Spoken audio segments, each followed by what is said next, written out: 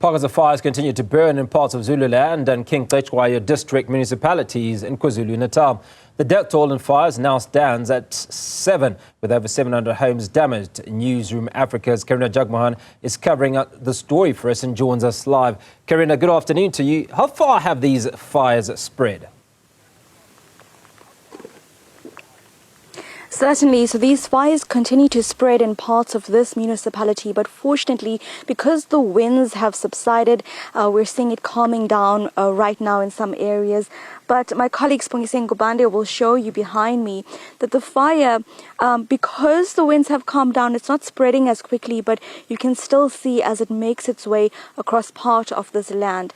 Something residents have been doing since yesterday is just burning some of the grass around their home to create sort of a defensive mechanism so that the fire has nothing to burn as it comes closer towards their home and would ultimately subside, and they can also further smother that out much more safely.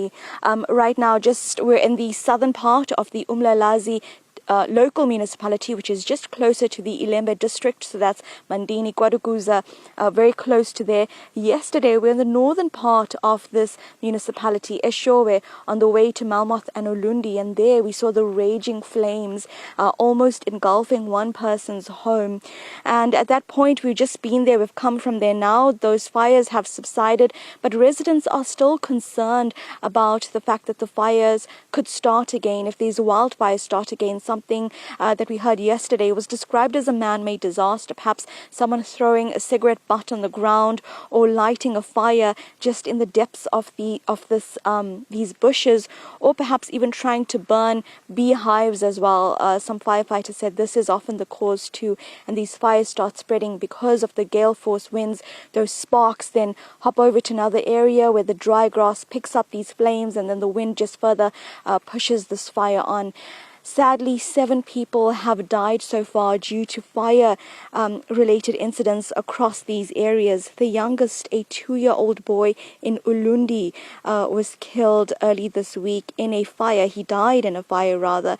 A 9-year-old boy in another part of this area also died. The eldest person who has died due to these fires, an 86-year-old woman in Mapumulo, near where we are, while in this local municipality 2 women have died. We've just been to the home of 67-year-old Bongiwe Letuli. In the next hour, we'll play you some of the interview that we did with her daughter, who described how this fire came towards her home. The local mayor also went there, and we asked her about these various challenging issues and the need for intervention. So there will be temporary residential units for those who have lost their homes, and also the more northern parts of KwaZulu-Natal, like Ulundi. The Kokta MEC will be going there tomorrow, and we'll visit him there, where many farmers have lost a lot of their plots as well, the plants, their crops essentially, and so intervention has to be done there. But something we raised with the local mayor was the issue of access to water. Yesterday, at these raging flames in the northern parts of this local municipality, residents complained because they don't have constant access to water. So they didn't have enough water to actually douse the flames, and they had to even resort to using plastic buckets to smother the flames themselves. Even the fire chief coming through trying to help, but unfortunately the van that they have to use to navigate these hills and valleys can only carry a small amount of water at a time. And so these have been the major issues. The mayor said that there needs to be, and she says she would approach the district municipality for intervention as the bulk water supplier to look at the water accessibility issues that now we see really the critical need for this, not just in terms of health, but safety. If you hear behind me, it's the crackling of the fire, and it just sort of grows and grows as we stand here. Just a few minutes ago, it was quite high, these flames, then it subsided slowly, and as the wind picks up, so too does the fire. So you see areas like this just dotted around this area, coming from the Ilembe district going towards the northern Zululand district, as well as into the parts of Ulundi, Malmoth. You see the smoke here, and we're in a valley now, but perhaps later on we'll show you some of the extensive damage, more so the fog that's in the area. Just as you enter this part of KwaZulu-Natal, you just look around you and you see the smoke that's just hanging thick in the air because of these ongoing fires over the past week. Over the next few hours, I'll bring you the interviews from a daughter who's lost her mother, mother of 3, as well as an important interview we did with the local mayor, and then tomorrow as well, visiting the Kokta MEC, just looking at this widespread damage. Sadly, the death toll, now it's 7. Back to you. Karinda, appreciate that, but we must touch on that situation that you talked about, which was yesterday. I mean, yesterday you spent a huge amount of time covering the fires that were burning and the absence of mechanisms to put out the fire. I think the fire chief literally had a very, very small bottle of water in which he tried to extinguish that fire while he waited for the fire team to come in attendance. But let's talk about the sentiments of the community members in Umlalazi. What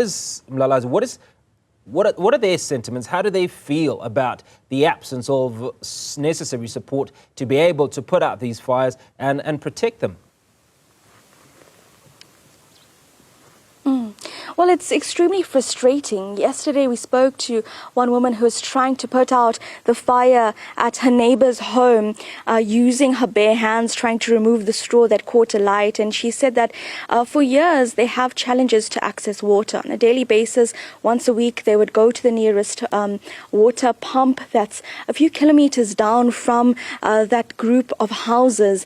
And they'd have to, of course, take their buckets of water and come back to their homes. But in a case where a fire is raging, those buckets of water are meant for drinking, they're meant for washing as well, not enough to put out a fire. So it was extremely frustrating for her, and they just watched helpless because they had no other resources. At that point, it was really a stroke of luck that the fire officer had come back and then just tried those small bottles of water. It's all they have to drink at that point, or just to wash some of their dishes. But now using that to put out flames, just not enough. And of course, when the fire van comes, a van, because a truck cannot go around these hills and valleys, it can only carry a certain amount of water, which of course will have to be used sparingly before they have to go back, collect more water. It's then a waste of time, and time of course is critical when you look at how fast these flames actually go across this dry land. So the frustration from residents is one that has started of course with the lack of access to water, being unable to carry out daily life, but something they have sadly gotten used to because of the historically slow infrastructure development in many parts of the country. Here in some of the rural parts of KwaZulu-Natal, it is known that there's historically slow infrastructure development, but now that has transferred to an issue of security, where water at this point is essentially critically life-saving, but they don't have it. That moment was extremely frustrating for everyone there and quite terrifying, but actually gave rise to the critical need for water. The local mayor, in an interview we should be playing in the next hour, says that she wants to reach out to the district municipality for intervention with regards to water. But of course, with the various tiers of government, ultimately the residents are questioning, well, why hasn't this happened for so long? And over the course of the day, we'll speak to more residents about this, but it is just quite a glaring issue as we stand here looking at this natural disaster and thinking that, well, if there had been better access to water, perhaps some of this would be prevented. In this case, this fire is seemingly under control in terms of that there's no houses nearby that it's creeping towards. But yesterday, when it was right on the verge of someone's doorstep, it was terrifying to know that the one thing that can actually douse the flames is not there, and it's a basic necessity.